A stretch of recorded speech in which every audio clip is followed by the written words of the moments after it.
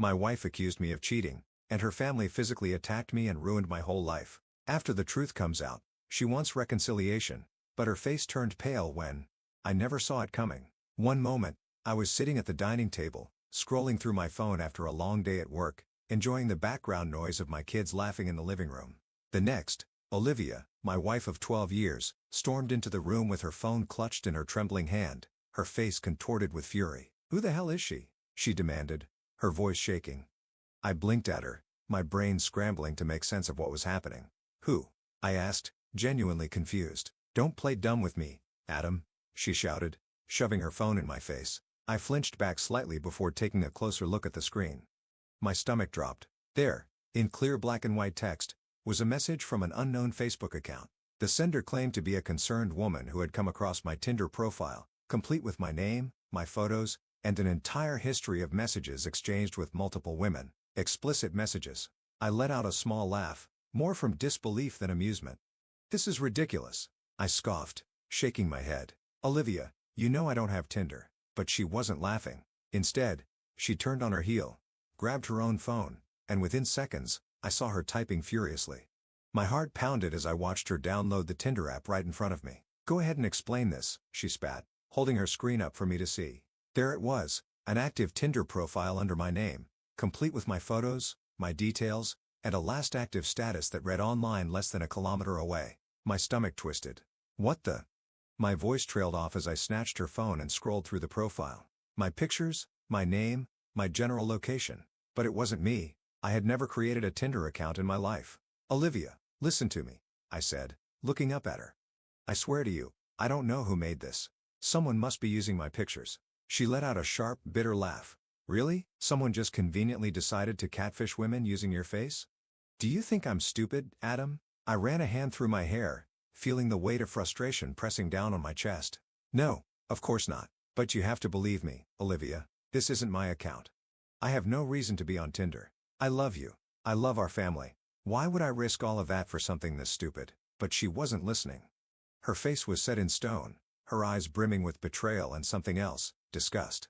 "I don't know, Adam. Why don't you tell me?" she snapped, turning the phone back toward herself. "Because according to this, you've been very busy." She scrolled through messages I had never sent. Messages filled with flirtation, crude jokes, and worst of all, pictures. Pictures of me. It felt like my world was tilting off its axis. "Olivia, this isn't me," I repeated, my voice thick with desperation. "Someone is pretending to be me. This is a setup. Please, you have to believe me." She exhaled sharply, shaking her head. "I want to believe you, Adam. But tell me, how did these pictures end up on this account? Pictures I took of you on our anniversary? The same ones you have saved on your laptop?" My breath caught in my throat. My laptop. The realization hit me like a freight train, knocking the air from my lungs. The only time I ever uploaded personal pictures to any device was through my old laptop, the one that had been sitting in our house for months before I got a new one. The one I had loaned to our neighbor, Rick, when he told me his had crashed and he needed something for work. Rick. My mouth went dry. But before I could say a word, Olivia let out a bitter, hollow laugh. "You're silent now. Nothing to say," she said, shaking her head. "I gave you a chance to tell me the truth, Adam. I wanted to hear you say it. But now I see I was just wasting my time."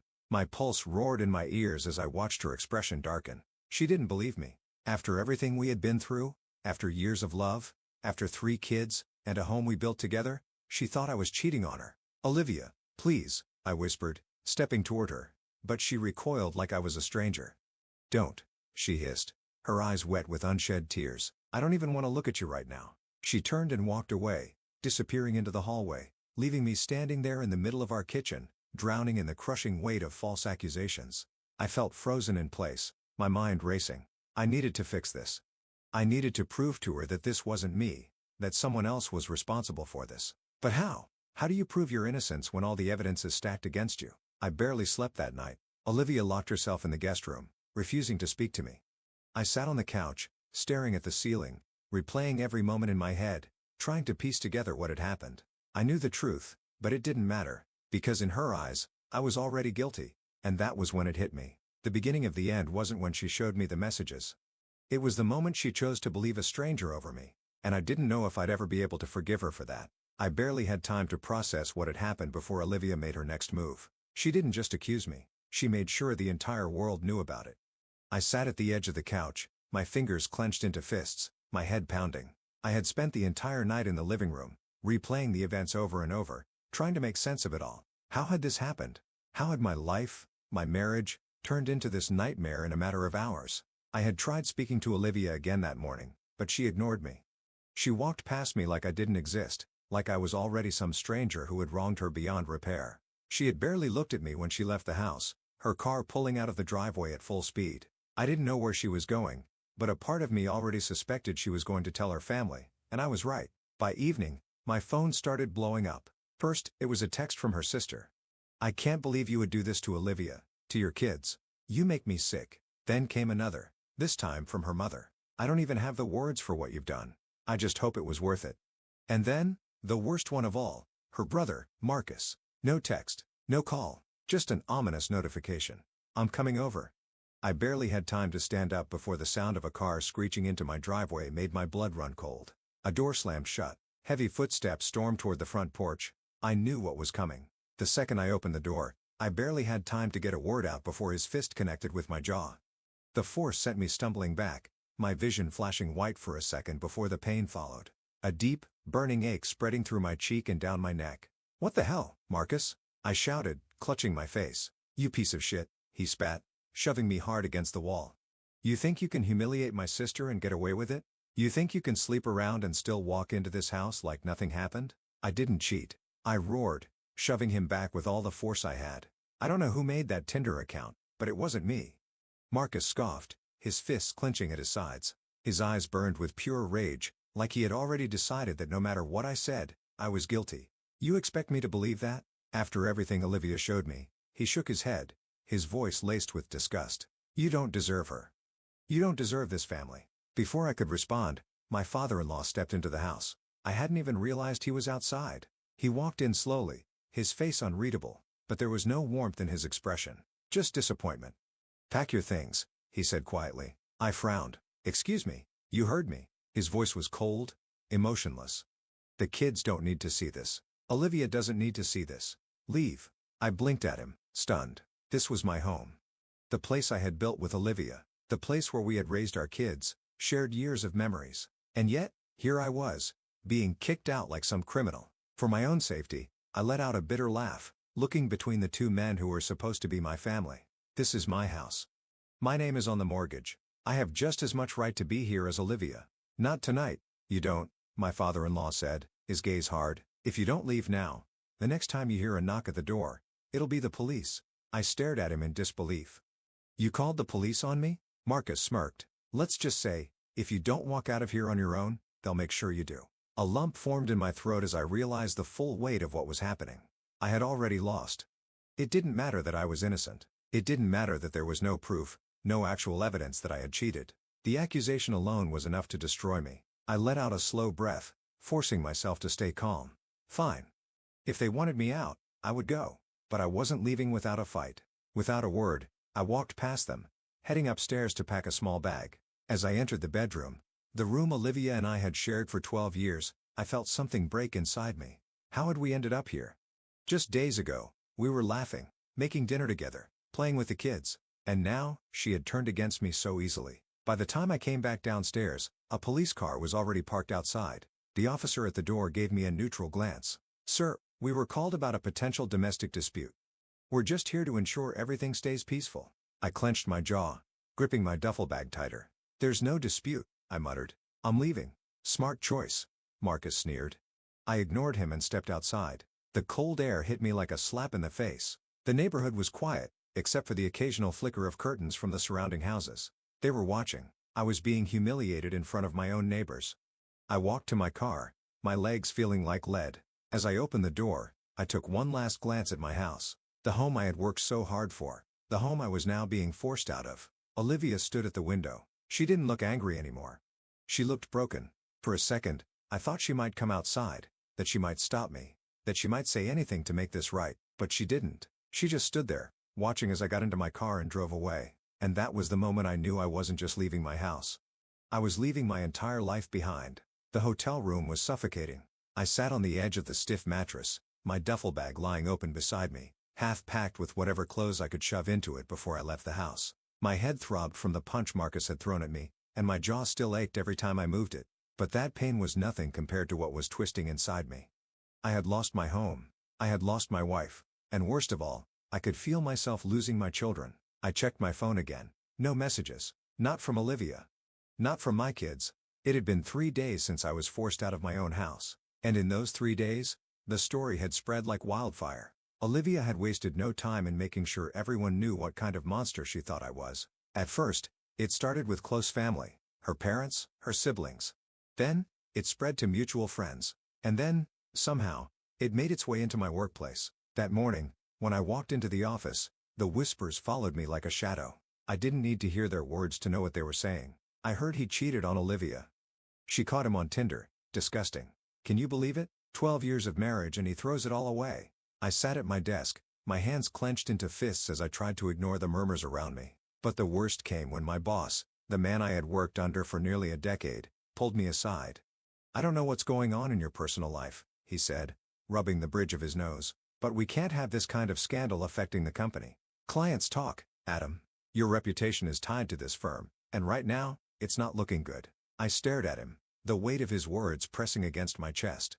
"You're punishing me for something I didn't even do," I said, my voice tight. He sighed, shaking his head. "I'm not firing you, but if you can't fix this mess, you're going to lose more than just your marriage.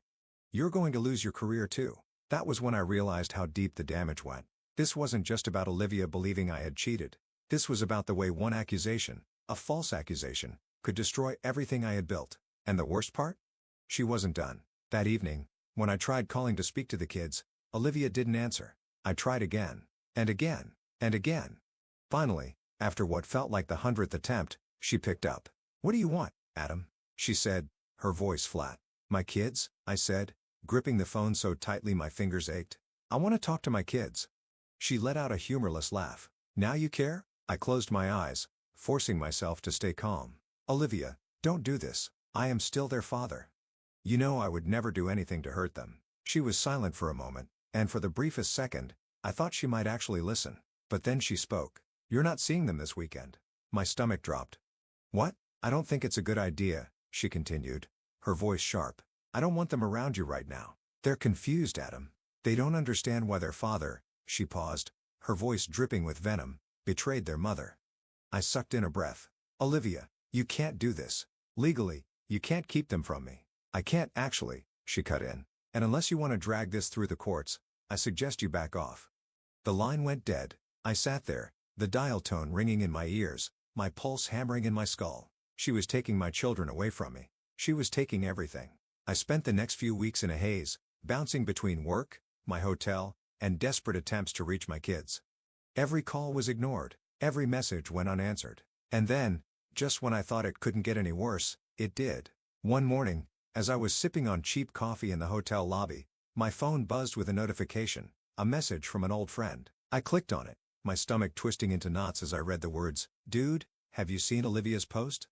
My blood turned to ice. I quickly opened Facebook, scrolling until I saw it.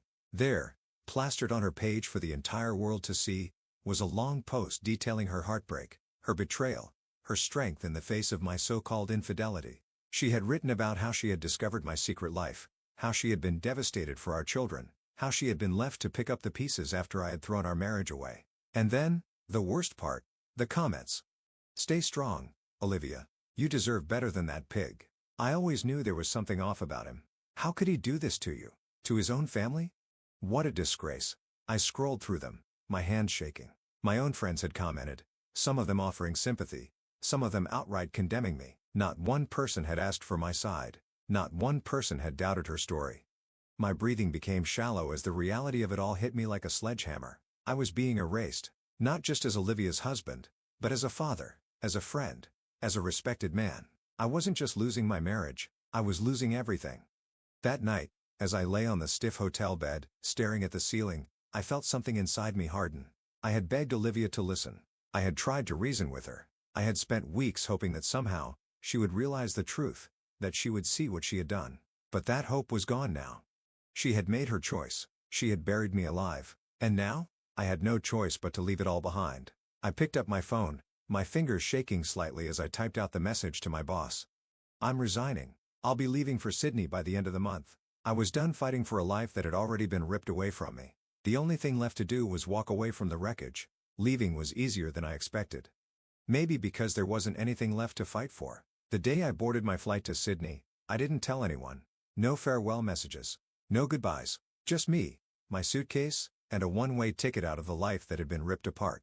As the plane took off, I stared out at the endless sky, my mind numb, my heart hollow. I should have felt something, sadness, regret, maybe even anger, but all I felt was exhaustion. A deep, bone-crushing exhaustion that made me sink into my seat, close my eyes, and let go of the past. Or at least, I tried.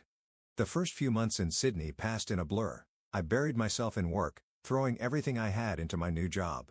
The long hours kept me occupied, and when I wasn't working, I was either at the gym or lying awake at night, staring at the ceiling, my thoughts drifting back to the family I had lost. Because even though I had left, they were still there. My children were still there. I tried calling. At first, it was every day. Then, every few days. Then every few weeks. Olivia never answered. Instead, she forwarded everything through lawyers, legal restrictions, scheduled visitations I couldn't make because I was on another continent, updates about the kids that felt more like business reports than messages from the mother of my children. It was like she was slowly erasing me from their lives, just like she had done before. And maybe, just maybe, she had succeeded. Because eventually, I stopped trying. Not because I didn't love them, but because I was tired. Tired of begging. Tired of hoping that Olivia would come to her senses. Tired of waking up every day to a life that felt like a punishment for a crime I never committed. So, I let the silence take over. 14 months passed without a real conversation between me and Olivia. Not one word. Until the night, everything changed. It was a cold November evening when my lawyer called. I had just gotten home from work, tossing my keys onto the counter when my phone buzzed. I almost ignored it. Another case update. Another meaningless document to sign. But something about the way his name flashed on my screen made me pick up. "Hello. You're going to want to sit down for this," he said. My stomach tightened. "What is it?" There was a pause. Then, he sighed. "Olivia knows the truth." I frowned. "What truth?" "The truth about the Tinder account," he said. "She found out who really made it." For a moment, I didn't move, didn't breathe. Then, slowly, I sank into the nearest chair. "Who?" "Richard." The name punched the air from my lungs. "Richard," I repeated, my voice barely a whisper. "Your old neighbor." Apparently, Olivia's friend was at a party a few weeks ago, and she overheard Richard bragging about how he had set up fake accounts using her photos. He thought it was funny how easy it was to make someone look guilty. When Olivia confronted him, he laughed it off, said it was just a joke and that he didn't think she'd actually believe it. I clenched my jaw, my grip tightening around my phone. My entire body went rigid as the weight of those words sank in. A joke that had cost me my family, my marriage, my entire life. "She's sending you an email," my lawyer continued. "An apology. A long one. She wants to talk." I swallowed my throat dry. My mind was a storm of emotions. Rage, disbelief, exhaustion. She wanted to talk? Now that the damage was done. Now that I had spent over a year living with the weight of a crime I never committed, I closed my eyes, exhaling slowly. "What do you want me to say to her?" my lawyer asked. I opened my mouth, closed it. Then, after a long pause, I said the only thing I could. "Tell her we can talk over Christmas." That night, I lay in bed, staring at my phone screen. The email was sitting in my inbox from Olivia. Subject: "I'm sorry. I didn't open it. I wasn't sure if I even wanted to." I already knew what it would say. Regret, excuses, explanations. But none of them mattered, because an apology didn't change what she had done. It didn't change the nights I spent alone in a hotel, wondering how my life had crumbled overnight. It didn't change the fact that she had chosen to believe a stranger over me. It didn't change the fact that she had destroyed me. I put my phone down, rolling onto my back. Christmas was a month away. She wanted to talk, and for the first time in a long time, I had nothing left to say. The December air was crisp when my plane touched down in the city I once called home.